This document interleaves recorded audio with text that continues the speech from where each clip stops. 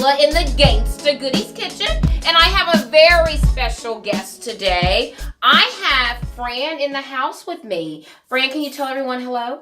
Hi. And I met Fran, oh my God, it's been how long? Oh my gosh, at least 15 years ago, probably more. Yes. Fran is co-owner of one of the coolest boutiques in the city, y'all. It's a beautiful day. And y'all that are my friends that live in Kansas City, you already know. Because you're like, where'd you get that dress at? It's so different, you know? And I'm like, it's a beautiful day. So I'm so thrilled to have Fran in the house with me today. And Fran is going to show us how to make something very healthy. She knows that I'm trying to transition into a healthier lifestyle, and being the foodie that I am, it gets a little interesting, you know, making sure that I have food that's tasteful, that's healthy, that's going to be good for my body. And so she's like, I'll come show you something that she loves. And so I'm sure you guys are going to love it too.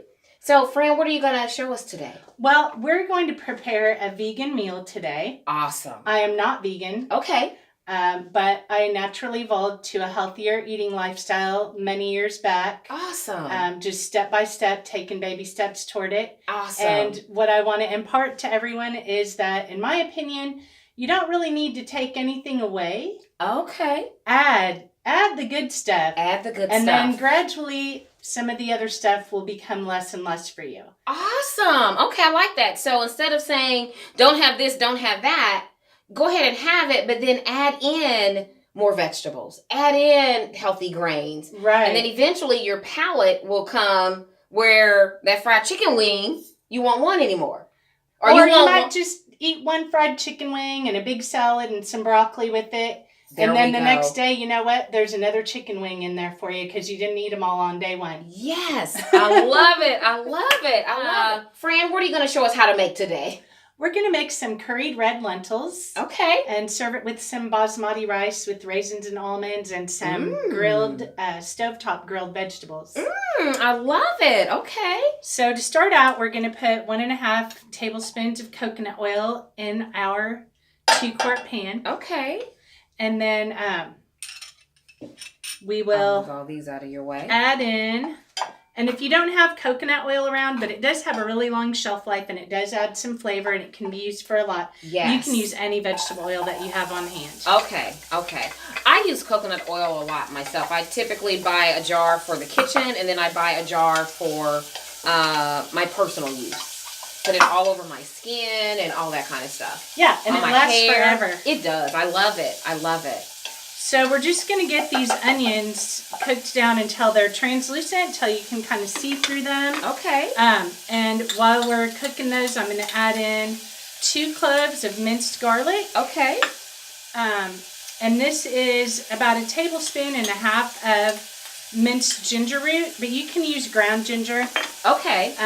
And so on the recipe that I'll provide, it's for ground ginger because most people might have that in their cabinet. But got it. Anytime you use fresh, you know, double or triple the amount. Absolutely. It smells so good, y'all. Oh my goodness. And I'm such a huge fresh. I like using fresh garlic and fresh ginger and all of that. You know, It just it smells good, and then you know you're not getting anything that hasn't been processed in any way.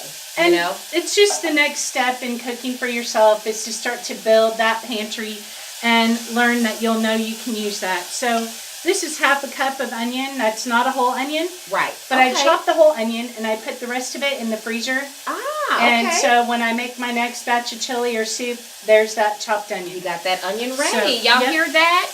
That's a tip, especially for you busy moms out there. So there's 1 tablespoon of minced jalapeno I threw in there also. Okay. And so now these vegetables are just starting to get translucent. We don't want them to brown. Absolutely. So now I want to add in our spices. So we have 1/2 teaspoon of cumin. Ooh, yes. 1/2 teaspoon of turmeric. The good stuff. 1/4 teaspoon of cinnamon, which might be unusual to people that we're putting this in a savory dish. Yes. But it is part of some curry blends, and I just love it. Yes. And cinnamon, matter of fact, cinnamon is used in jerk seasoning. It's a lot of different spices that they use add that cinnamon in it. And now I'm going to add a pinch of clove. Okay. And a pinch of cayenne pepper. Nice. And so a lot of these seasonings that we're using are anti-inflammatory. Nice. So the first time I made this recipe and tasted it, I knew that I was doing something good for my body. Awesome. I could taste that it was good for me. Awesome. So I just put about 2 tablespoons of water in there. Okay. And just cook those spices in there for a little bit. My sister-in-law taught me that years ago when you're making a curry.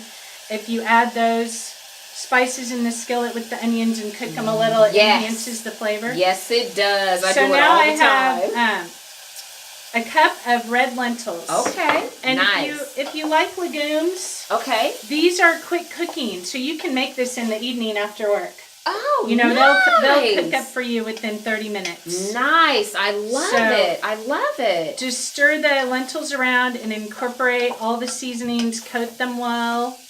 And then we're going to add 1.5 cups of coconut milk. Okay. And I purchased this at the health food grocer. Yes. And actually what I got was coconut hemp milk. Awesome. So it's a blend of hemp seed milk and coconut milk.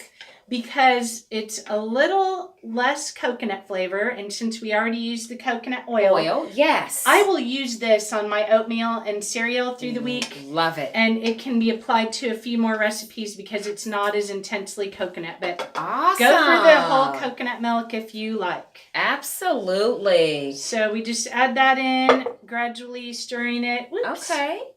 It's like real life. It smells so good, you guys. Oh my God, the curry, the onions, the garlic, the fresh ginger. I cannot wait to taste.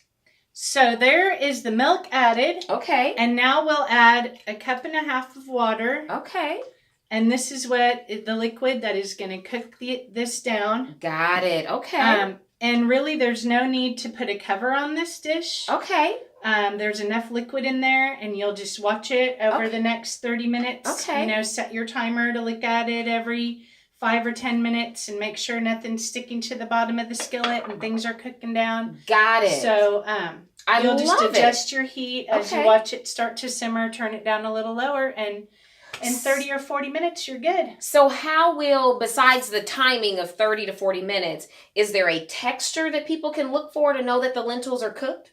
You want them to be creamy. Got it. And if you want to eat it as a soup, you can turn it off a little quicker. Got it. Okay. And if you want to let a little more of the liquid cook off. Okay. But then, you can test the tenderness of the bean by just blowing on a spoonful. Yes. Once you hit that 30-minute mark and make sure it's good for your palate. Awesome. Awesome. I love it. When we come back, I get to taste Fran's dish. I'm so excited, y'all. We'll be right back. Alrighty, y'all. We are back. And oh my God, this is so pretty. And I will tell you guys, rarely will the guests plate the food. Most of the time I plate it. But you've done such a great job. Wow. I love it. Thanks. I do it for myself every day. See? There you go. I love it. And then, what do we have here, Fran? Well, I brought some Boulevard beer. Okay. Our hometown heroes. Yes. I brought the Pilsner. Okay. Which is one that they've come out with in the last couple of years. Awesome. I thought it would be light and refreshing to go with kind of spicy lentils that we had today. Cheers. Yes. I love Boulevard. Love it, love it. Buy local, y'all, for you guys are in Kansas City. So now you guys know it's time for me to taste and tell you how fire it is. So, ooh, and you've got, is this cilantro on top? We garnished the lentils with a little coconut milk yogurt. Okay. Cilantro and a little crushed red pepper. The basmati rice has toasted almonds and jumbo flame raisins added in. And you don't need to do any of that part of it if you don't want to. The food is just great on its own. Yeah, you like it? I love it. Oh my God. You guys, this is fire. And the curry is delicious. Sometimes I've had curry and it's like overbearing. This is perfect. Well, I have just worked on this. I told you the first time I made the recipe, I could not stop eating it. I probably ate 5 times what each of us have on our plate. I just could not quit going back to the pot. But I have continued to adjust my spices. And so if you make it and you want more, add more. Oh my God. And then we've got some fresh green beans and some zucchini. And these, I just have a non-stick, my cast iron skillet my mother gave me many years ago. Yes, that cast iron. And I just cut these vegetables up, wash them, and just lay them in that pan. I don't use any oil or anything. And actually, you'll be surprised how much of the flavor of the vegetable comes out. I've had, my sister and friends say, "What did you do to this?" And I say, "It's just food." Because, one of the things for me is that I want the vegetable to taste like that vegetable. And, a lot of times you go places and it's like, it's a green bean, but it really don't taste like a green bean. It's like they put too much spice on it or something in the process of how they cooked it that just kind of makes it. I will say I do like to season things a little more at times, but because the curry's so heavy, that's when you have a real spicy entree, that's where the lighter vegetable comes into play. It kind of works with it much better. Oh my goodness. But when you start to cook, now we have the internet, like what we're on right now. And and you can look at things like what seasonings go well with broccoli. And you learn dill is good with broccoli. Lemon juice is good with broccoli. Basil is good with broccoli. And, that's the best way to introduce more vegetables into your diet is by looking for the seasonings that you enjoy. And Yes. So many of you guys know I've talked about, my journey, my transition with living with cutaneous T-cell lymphoma. That means I really have to make really good choices for myself, because my body is already fighting. And so I try to fuel my body with food that is going to do just that, help me fight. You mentioned earlier that the anti-inflammatory properties that are in the ginger, the turmeric, the garlic, the onions, all of those are anti-inflammatory. And that's so important, because that when you are dealing with something like, even with arthritis and lupus and all of those anti-inflammatory. So many autoimmune diseases, that chronic situations people are living with now, they believe are rooted in all of that inflammatory foods that we eat. Chronic inflammation. Absolutely. And we're living with chronic inflammation and we don't even realize it. Don't even understand it until boom, something hits. And like my cutaneous T-cell lymphoma. One of the things too I wanted to talk about is how, and you and I have talked about this, like, as humans, and of course as we evolve and time moves on, what happens to us with food, our relationship, our connection with our food. We've talked about this a lot. You and I. I have a lot of theories because I've spent a lot of time thinking about it. My diet naturally evolved to the foods that made me feel good. In part because I had a lot of friends who were vegetarian. And so when I was in their company, respectfully, I would share that food and not introduce animal products. I also was fortunate enough to have a sister and brother-in-law who were organic farmers for a couple of decades during my 30s and 40s, during the years I was raising my children. And we were invested in that. I even went and sold at the market. I even went and planted seeds at the farm one springtime.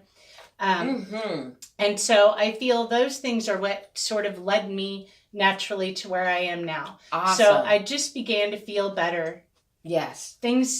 Food became medicine to me. And I began to feel better from the choices I was making. I still love to eat ice cream. And I still love dairy. And I still love potato chips and French fries. But put some broccoli with it.